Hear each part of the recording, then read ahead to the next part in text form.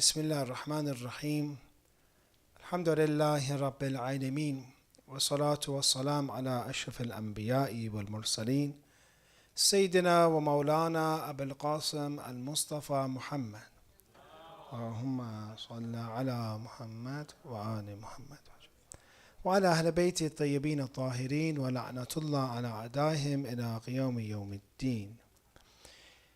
Imam Hussein alayhi salam writes a letter to the people of Basra. And in this letter, he informs them that if you obey me, if you listen to me, إن تسمعوا قولي وتطيعوا أمري, and if you obey me, أهدكم سبيل الرشاد. I will guide you towards the path of guidance. Meaning that the Imams, especially Imam Hussein alayhi salam, Allah wanted them to guide us. And the best type of guidance is by listening, obeying, and following. That is what an Imam does. So the path that we see in front of us in tonight's discussion is that the Imams and the Prophets always wanted to have people progress, always take them towards Kamal and perfection, and to never be stagnant or never be in regression. And this is a big problem that we face, is that we see ourselves, how many years do we have life? How many years have we been practicing Islam? And how many Muharram and Safar did we witness? And I'm speaking to myself, yet I'm the same person. I'm still stagnant, or I'm not growing, or even worse, I'm regressing. So our goal is to always progress and always reach progression, always reach Kamal. How can this be done? And what are the factors that are holding us back? And why are we in the current state that we're in? So this time period that we have in Muharram Safar is going to be passing very fast. I asked you, how much have you benefited from this month? We see that it has this huge potential for us. Many times we see throughout the year there's different distractions, different sins, different pollutions of the heart. And then Muharram and Safar come and Majlis of Imam Hussein alayhi salam comes, and all of our sins are removed and we're refreshed. But our problem is that we have not tried and attempted to maximize the potential that we have. And on the Day of Judgment, we will regret this. We'll be very sad. And we'll say, they will show us our potential, and we'll say, this could have been me if I would have focused, if I paid attention, if I put a little bit of effort. Thank you very much. So how can we be of those that constantly progress and thrive?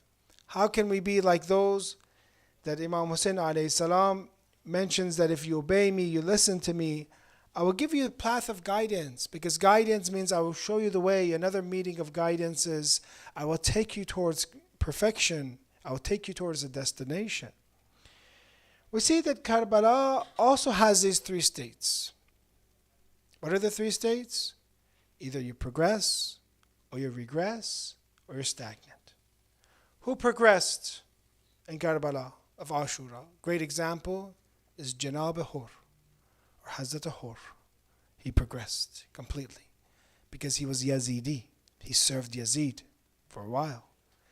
And Imam Hussein alayhi salam saved him from this. So much so that we say salam to the ashab of Imam Hussein alayhi salam, and the Imam says salam. We also say salam to Hur. In an instant he changed. So we have one example of progression. There are those that were stagnant when it came to Karbala of Imam Hussein alayhi salam. Those who did not come to the battle had either family excuses or had material excuses, and they were in the same situation. Nothing, didn't regress. They didn't progress. And we see also regression. Some went back even more, like Ibn Ziyad, for example, or Umar ibn Sa'd. So you see, these three effects happened in Karbala. And when we look at other stories, for example, in Quran, many times we learn stories of people who progressed. People, for example, one of the greats, and we'll talk about his life a little bit, is Prophet Ibrahim alayhi salam. That Allah gives him kalamat and gives him difficult tests. Allah, as a child, as a young man, when he comes and he sees the worship of idols, he sees the worship of the stars, the worship of the sun, he says that this is not my Lord. He's against polytheism. He damages and breaks the idols. He fights against his society by himself. And that they throw him with a catapult in the fire, and that fire does not burn him. And he is known as Ibrahim, the man who was saved from the fire, the one who the fire could not burn. And then he's tested more bikalamat. He becomes a prophet. And you see that Allah tests him with the most difficult of tests, which is the child. Prophet Ismail, we have in our tradition, to take him and slaughter your own son by yourself. Then Quran mentions after this progression that now Prophet Ibrahim is now an imam. Prophet Ibrahim is now an imam, meaning that he is a prophet. The Quran very clearly says after these kalamat and tests, now we have made you an imam. And this is one of the clear examples of the Holy Quran where imamat is higher than the previous position that Prophet Ibrahim had. He was a Nabi, but now he's a Nabi, a Rasul, who was an Imam. Just like our Prophet. Our Rasulullah was a Rasul, a messenger, and also Imam. If you look at Mi'raj, and you see when our Prophet comes to such a high position that even Angel Jibreel cannot follow. He sees the other prophets in the second, third, fourth, fifth, sixth skies. He sees Prophet Isa alayhi salam. He sees Prophet Musa alayhi salam. One of the later prophets that he sees on the sixth, the last stages where the prophet was who? Which prophet does he see? The last, meaning that he's possibly the highest of prophets after our prophet, Prophet Ibrahim. The last stage was Prophet Ibrahim. And that is why he has such a high position. He's an imam. So therefore you see this progression by tests and tribulations, because Allah knew that Prophet Ibrahim alayhi salam could handle such tests, such difficulty. Then we have, that's one example of encouragement for us from the Holy Quran, story of Prophet Ibrahim. Then we have in Quran story of Bal'am. Bal'am, Quran mentions about him, وَاتْلُ عَلَيْهِمْ نَبَأَ الَّذِي آتَيْنَاهُ آيَاتِنَا. We have given him of our signs. Give the example of him. فَانْسَلَخَ مِنْهَا. Later on, he followed the shaitan. Bal'am, some say, was given miraculous power. Some say he was given Ismul A'adam. He was given miraculous power. But instead of progressing, imagine how high must you be. The Quran mentions we have given him of our signs. But then it says, وَلَوْ شِئْنَا لَرَفَعْنَاهُ بِهَا. But if we willed, we would have exalted him, we would have elevated him. But yet, he is the one who followed his desires. It says, وَاتَّبَعَ هَوَاهُ. He followed his desires. Then it mentions the example of a dog for him, for example. Person who is given, if these commentary is right, given Isna Adam, and then he followed his desires, Bal'am, and was destroyed. Or we have other examples, for example, of Zubayr. Zubayr was one of those. The tradition has just how Salman al-Farsi, Minna Ahlul Bayt, from us Ahlul Bayt Zubayr. Not only Salman al-Farsi, Zubayr. He was a lover of Imam Ali alayhi salam. He protected Imam Ali, Lady Fatima, when they attacked the house. And then in the battle of Jamal, you see, he was one of those that fought against Amir al-Mu'mineen alayhi salam. So we have people that fall. And this has always a true threat for us.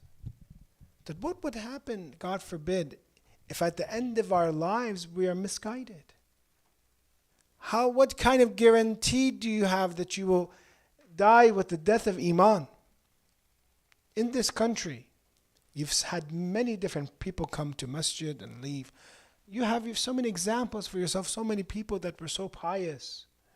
Maybe some of them were leaders sometimes of communities, helped others. And then what happened to them now? God forbid. What happened? There's no guarantee that we will remain on the right path. So we are thinking of progression. We are staying away from regression. And the third example is the example of being in the same state the whole entire time. We have a hadith from the Prophet that if a person whose 2 days are the same, he's maqboon. He is in loss. Why is he in loss? Because God has given him the most important capital, which is life, opportunity. And he's wasted the opportunity. He's maqboon. He lost because every day that you have, and I'll mention this hadith from Imam Hassan alayhi salam, every day when we are born, from the beginning we're born, we have a lifespan that if you want to draw for yourself, how many boxes would that be? Say, average life is what, 75 years? 75 years, 80 years. Let me make it higher so you have more, inshallah, more encouragement. Let's just say 100 years, inshallah. From this 100 years, 200 years, make a box. How many years are left? How many months are left? When you are born, these boxes get clicked away, checked away. Becomes less and less and less and less, and every year become older. And the thing is, what did you trade this for? You had life. What did you gain instead? So that person that gives his life but doesn't get anything in return is in the stage of stagnation.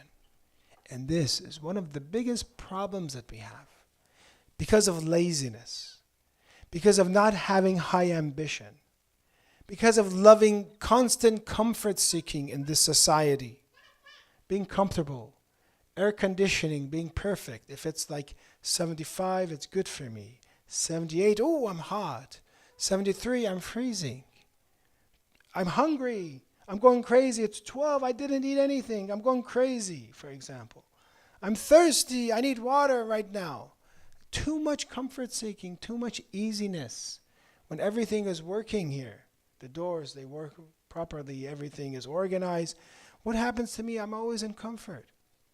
And this causes me ghafla. One of the scholars said that there's something, it's not a sin, but it's the mother of all sins. It's not directly a sin. What do you think it is? It's not directly a sin, but maybe it's the mother of hundreds of sins. It's the mother and cause of us falling. It says it is laziness. Laziness. Just being lazy. Not wanting to seek more. So the tradition from Imam Hassan, I'll say it, and I want to give an example, is because we also know that Imam Hassan alayhi salam, his martyrdom, some say was on the 7th of Safar. We dedicate tonight to Imam Hassan alayhi salam as well. It's a tradition that يَبْنَ آدَمْ إِنَّكَ لَمْ تَزَلْ فِي هَدْمِ عُمْرِكَ مُنْذُ سَقَطْتَ مِنْ بَطْنِ أُمِّكَ. From the beginning that you were born, there's hadm. Your life is being ruined from when you were born from your mother's womb. فَخُذْ مِمَّا فِي يَدَيْكَ لِمَا بَيْنَ يَدَيْكَ. So therefore take, because you have a limited opportunity, take what's in front of you for what will be in your future, that you will need. فَإِنَّ الْمُؤْمِنْ يَتَزَوَّدْ. Because the mu'min prepares, takes provisions. When you go on journey, you get ready. وَالْكَافِرُ يَتَمَتَّعْ. But the kafir, the unbeliever, enjoys. The kafir wants to enjoy life, doesn't think. You see those that are seduced by the world. Friday night, always intoxicated in clubs. You don't know what they're doing. They don't think of tomorrow. They don't think of, even if it's Sunday night when they're addicted, they don't think of work tomorrow. The kafir, the one unbeliever, he's addicted. He's always having fun. Yatamatta, he's always thinking of how to have fun. But the mu'min yatazawwad, the mu'min is preparing for himself. So very clearly, this tradition, Imam Hassan alayhi salam saying, get as much as you can. Do not fall into that trap that, God forbid, I will go to the next world and I go empty-handed. There's this interesting story. I don't know if it's completely true or not, but there's a moral to it. They said that a scholar once told his students, it was dark. He said, gather, take as much as you can, gather. And he did not tell them why, for what reason. So the students, some of them listened, and some of them did not listen, for example. Some of them maybe did not take, some of them took a little bit, some of them took a lot. Next day, they're wondering what it is. What are these things teacher said to take? He said, oh, it's precious stones, diamonds, rubies, gold, precious stones. The next day, interesting, they say everyone was sad. Why do you think people would be sad from getting precious stones? Those that did not listen or barely listen, they only took a little bit. Those that even took a lot, they said, oh, there's all this opportunity. I only took as much as a bag. I could have been the richest person, for example, in the world if I took more. Everyone was sad. He says, this is the example of this world. You're living in a place of precious stones are available. What are these precious stones? Amal salih, good deeds. Good deeds that will last forever. They'll be khairat for you. They'll last forever. You're in a place where you can take diamonds right now. You can give charity to someone. You can have an act of kindness. You can pray and worship God. All of these will manifest itself to the most beautiful thing in the hereafter. And you have this opportunity right now. Either you take a little bit, you'll be sad. You take a lot, you'll be sad. Because there's so much potential. So we do not waste this opportunity. In the day of judgment, we'll regret. So I wish I would have taken more. They'll show me again. They'll show me that position that I had. So brothers and sisters, if you look at that big plague, which is laziness, which is being in stagnation. Actually, I was listening and they're saying it is one of the signs of those that are not intelligent, those that are dumb. They have a few signs. Not for you, again. This is for the other masjid, not this masjid. Everyone's smart, mashallah. Everyone got very high grades on their concours or SATs. They got very good. But for the other masjid, what are two signs? One is that they're not curious. Someone that's stupid is not curious. They're not interested in knowledge. They don't want to learn. They just want to get by because learning for them is hard. Getting things explained for them is hard. They don't want to learn. That's one sign of being stupid, being dumb. The other is not being able to change. Not being able to change. They just are very rigid in their own path. There's another sign that they're not smart. I want to give you the example of one of the greats that we had in Islamic history, which, unfortunately, today you see they're always trying to say, for example, Muslims did not contribute to society. For example, Jews contributed the most. They invented this and that. And I want to give one example to show how much Muslims have contributed to society. Who is the father of modern medicine? Who's the father of modern medicine? Medicine that we have today. This is from the Oxford scientist, and others. Ibn Sina. Ibn Sina was so curious, but I'm saying not being in stagnation, always trying to learn, that he studied, for example, smallpox or measles. He looked at diseases and would study and think and say, what is going on? And he was maybe one of the first to look at diseases in a way that each disease is spread in a different way. For example, smallpox is contagious, and they need to be quarantined. And he quarantined, for example, people that had smallpox. Or you see that he investigates mental health, depression. What causes depression? And gave 30 different treatments for depression. 30 different treatments for depression. So back then, many people, when it came before him, possibly they just looked at diseases and maybe gave the same remedy. Didn't look at the quality of medicine. Didn't look at that specific medicine. That's what a doctor does. It looks at the exact medicine, that remedy for that. He examined the quality, and that precise medicine became the father of medicine. Besides, different inventions like a catheter and different inventions that he had, one of them is by studying disease and sickness and being curious, not being stagnant. This caused him to be the father of modern medicine. Actually, many different things we have contributed. Another thing is the numbers that we have, Arabic numerals.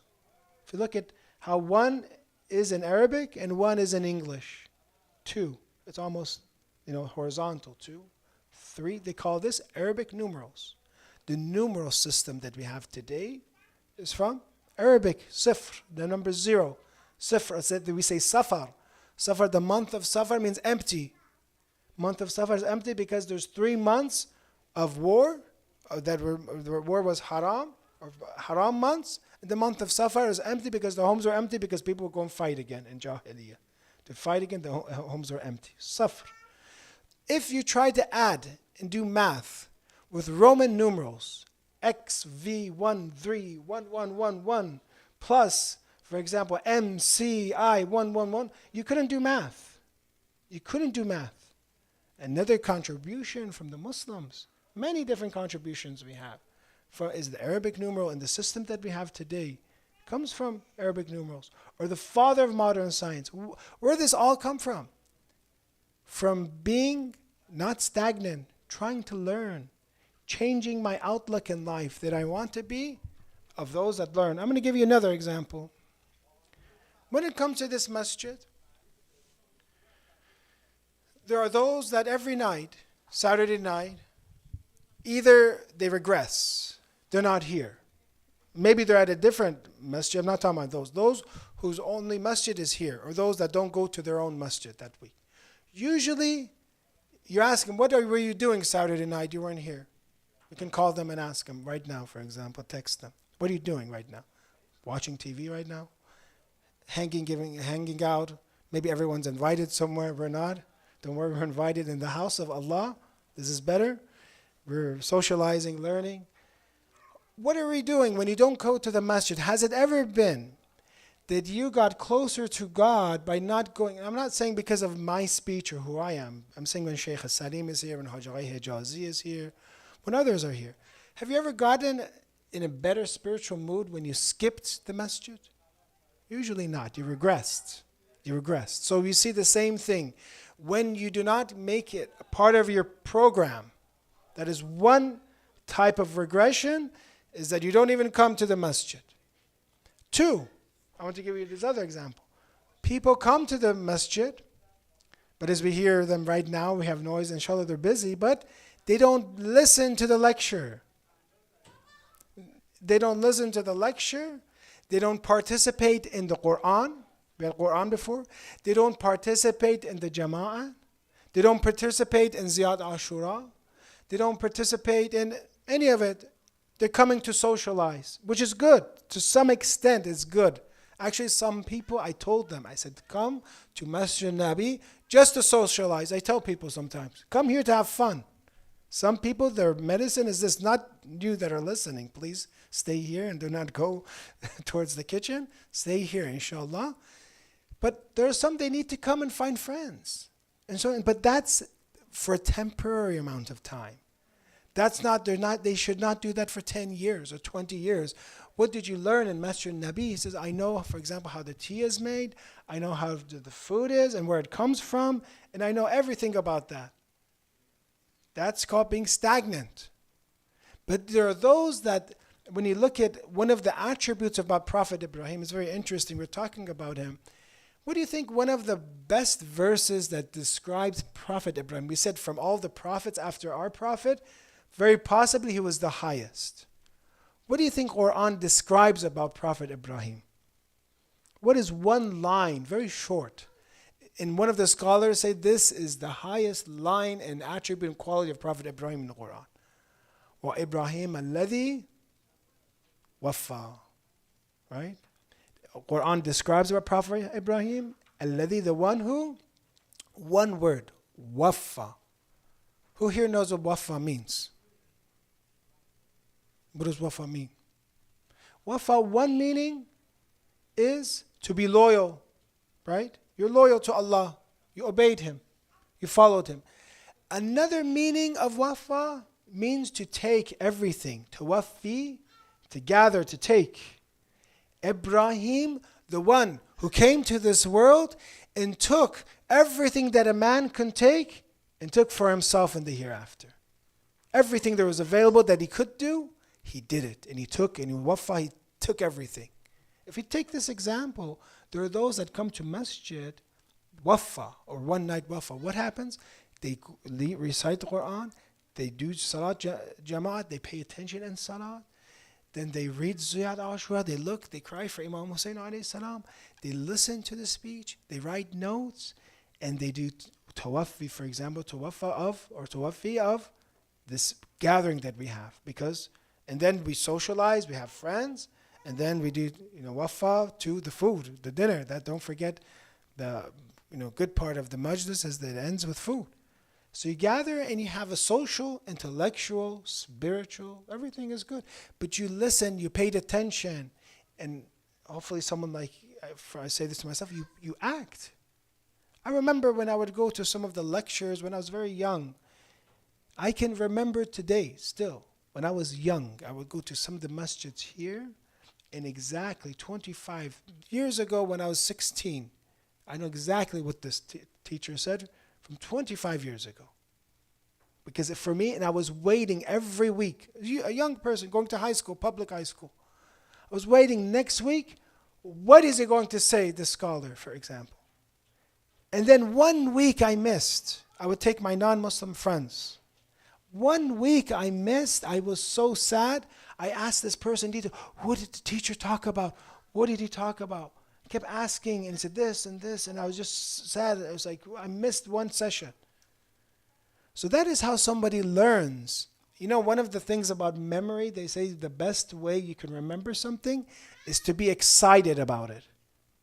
If you're excited about something, you remember it, you won't forget. So I'm leaving, so in a few weeks, we have in the month of Safar, we have Sheikh Salim, we have Hajjai Hijazi. Listen to their speeches, write notes for yourself.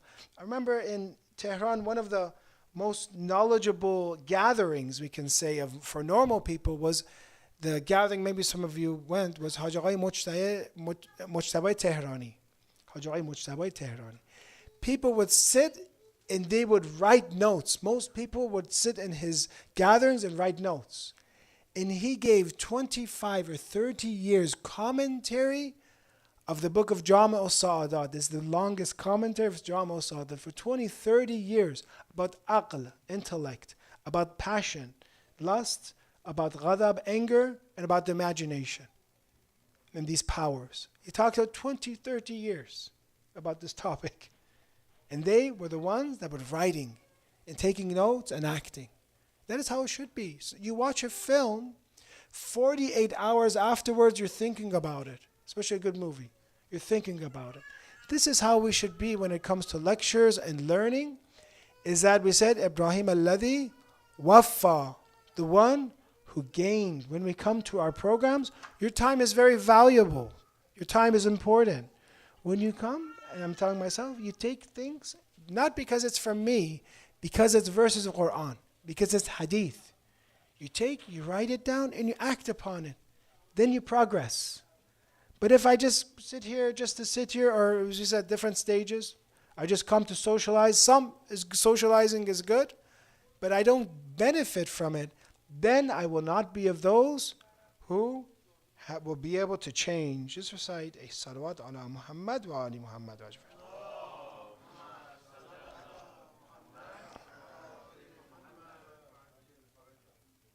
God has given us 3 different types of resources. One resource in capital we have is our instincts. It's a blessing. What is the nature of man? Our instincts or our nature? One of the parts of our nature is that we seek perfection. It's natural. Nobody wants to be last.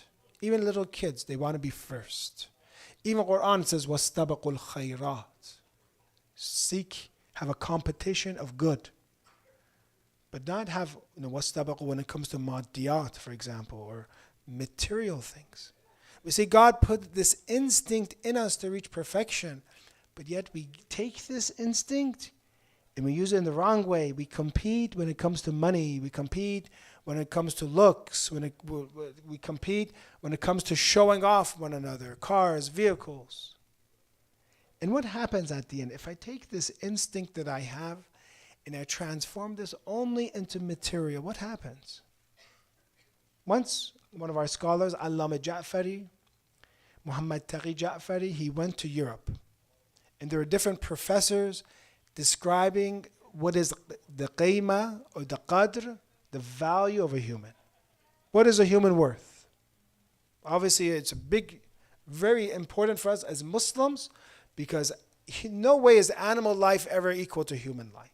Unfortunately, today, because of maybe different theories that exist, theories of evolution, different things that we have devalued man, people think sometimes, God forbid, a dog is equal to a human. They might think in their mind. It's just, a human is just more advanced ape, which is wrong, completely wrong.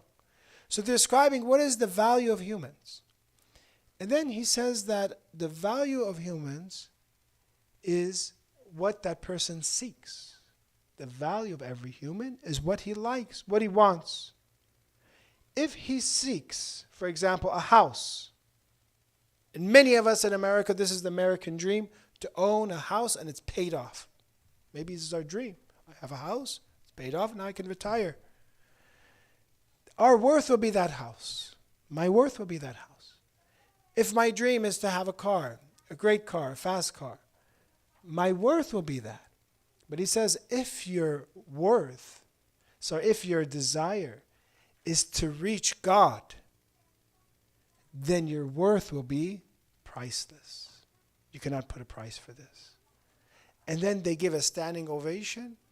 They're very amazed. What is he saying? This is so nice. Man's worth is equal to what he seeks. He says, this is not for me. This is not for me. This is Hikmah 47, Nahj al-Balagha. Hikmah 47, Nahj al-Balagha. He tells the professors in Europe, 1400 years after Imam Ali alayhi salam, and everyone gives a standing ovation. Says the narration, قَدْرَ الرَّجُلْ عَلَى قَدْرِ هِمَّتِهِ. The value of a human is upon the value of what he seeks, what he has hum for, what he wants, what he desires. So this instinct that we have of Kamal gets confused. We all want to be the best, but then we try to be the best when it comes to the material, not the best when it comes to knowledge, not the best when it comes to spirituality, not the best when it comes to seeking felicity for ourselves. I'm going to recite for you, some of the verses of Quran. So God has given us 3 resources, blessings. One is our instincts that we have. 2 is our material blessings that we have, which is good. It's not bad, but it's bad if you limit yourself only to physical material. The 3rd is the spiritual. And the spiritual is the real value of man. The spiritual is what we will take with ourselves in the other world. The spiritual is how kamil and perfect you become before you leave this world. Quran mentions, and it is true in Surah Al-Ghashiyah, وُجُوهٌ يَوْمَئِذٍ خَاشِعَةٌ. There are those whose faces will be down, depressed, the day of judgment, very down. There, the Quran then mentions about their abode, what they eat, hellfire. Then Quran says, وُجُوهٌ يَوْمَئِذٍ نَاعِمَةٌ. There are these faces that will be very pleasurable, happy. You ever, something very great happened to you, for example, you're smiling, everyone can tell you you're smiling, you're happy. There will be 2 different types of faces in the day of judgment. One sad, depressed, or on Surah Al-Ghashiyah. The other are faces that are very happy because they're going to paradise forever. But Quran says, لِسَعْيَهَا رَاضِيَةٌ. With their effort, they were satisfied because they worked sa'i. This heaven that they had, this wujuhun yawma idhin na'ima, did not happen because God just said, okay, go to heaven. They worked for it. Entire life, there was some things were harams. They did not look. Music was haram, for example, they didn't hear. Salat is hard 5 times a day. 70 years, 80 years, 90 years, 100 years. He prayed. Now I mentioned this, I'll say it again. Hajj is hard.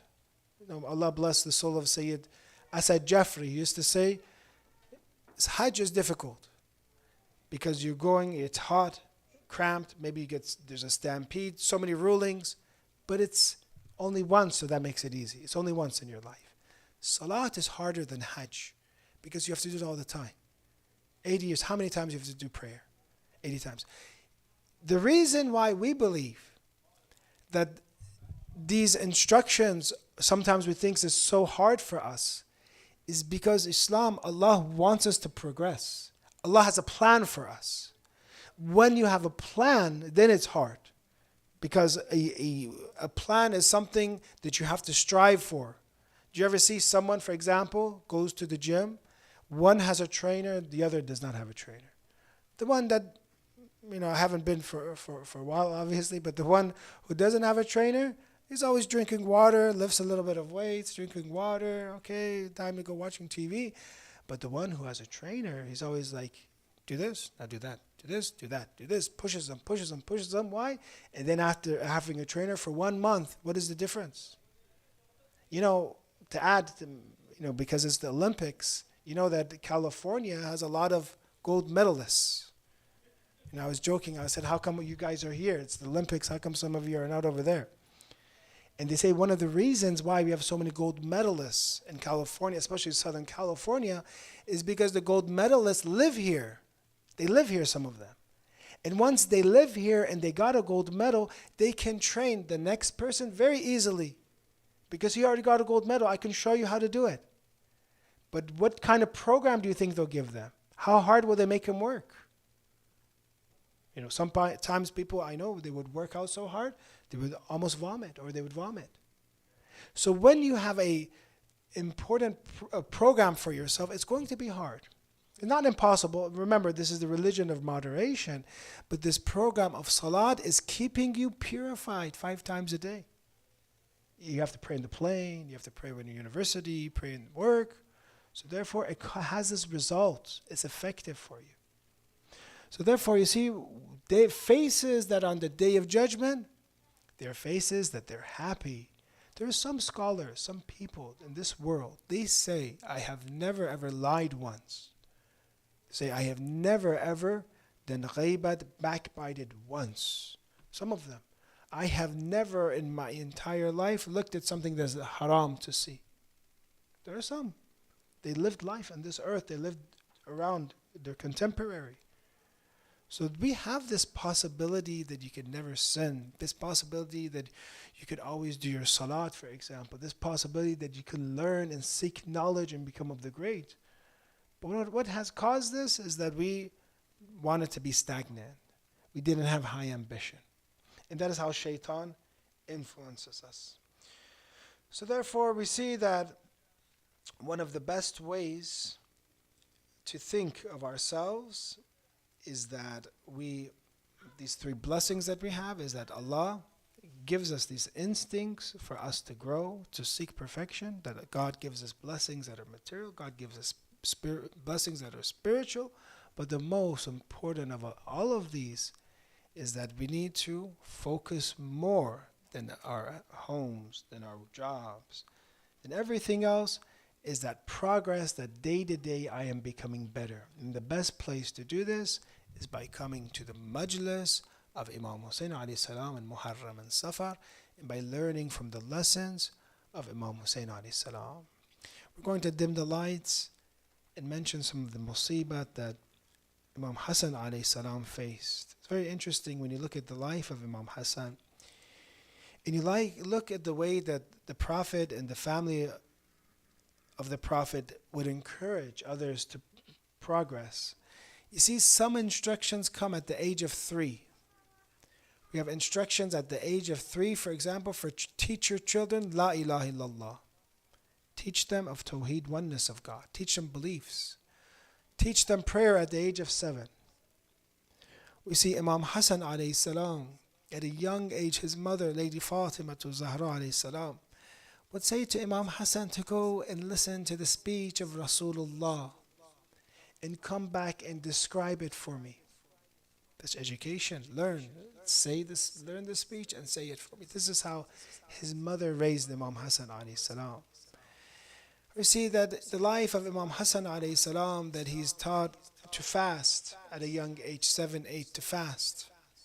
And then when the poor comes, to give this food of yours, iftar, to the poor. It was obviously optional for himself, but trained to help the poor. This is how Imam Hassan alayhi salam lived.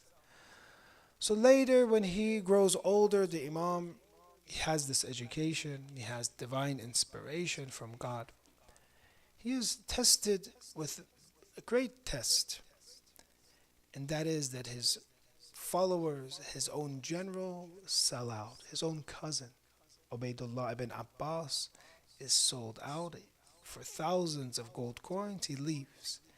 And they begin slowly and slowly leaving Imam Hassan alayhi salam, so that he is forced to have this peace treaty. But from all this oppression that he has, the oppression from the house is the worst. How do you live in a house that your wife is your killer? Ja'da or Jo'da poisons Imam Hassan alayhi salam. And while during such a time that we think of the grave of Imam Hassan, that he does not have a shrine, that his brother Imam Hussein, millions of people are going to his shrine. We wonder, who are the visitors of Imam Hassan? Maybe only pigeons. At that time, they give the poison to Imam Hassan alayhi salam. The poison that they give is like poison venom of a snake. He possibly begins to twist and twirl. Lady Zainab alayhi salam, Hadrat Abbas, Imam Hussein are around him, wondering what is happening to Imam Hassan alayhi salam. Is he going to make it? At that time, they say that there's a bull he takes and he vomits parts of his liver inside of this. Maybe some are thinking that now he has vomited the venom, that maybe he'll recover from it. But he doesn't. Today we see that Imam Hassan alayhi salam passed away and is dying by this type of bull that he vomits from parts of his liver in this. But soon there will be another bull after Imam Hassan alayhi salam passes, because no day is like your day, Imam Hussein. Soon there will be another bull, and in that bull there will be the head of Abu Abdullah Hussein alayhi salam, in a silver bowl, in a copper bowl, once presented to Ibn Ziyad, once presented to Yazid. Inna lillahi inna ilayhi raji'un. Ya Allah, we ask you, because of the madhlumiyat of Ahlul Bayt alayhimus salam, to guide us to the highest of our potential, inshallah. To never make us stagnant, inshallah. To make us progress every day in terms of knowledge and spirituality. To never make us regress, inshallah. To allow us to benefit more from the majlis of Imam Hussein alayhi salam and Ahlul Bayt in Muharram and Safar. To expedite the return of the Imam of the age, and to make us his followers, to protect the oppressed, especially in Gaza, and to give victory for those that are defending the oppressed with a salawat ala Muhammad wa ali Muhammad.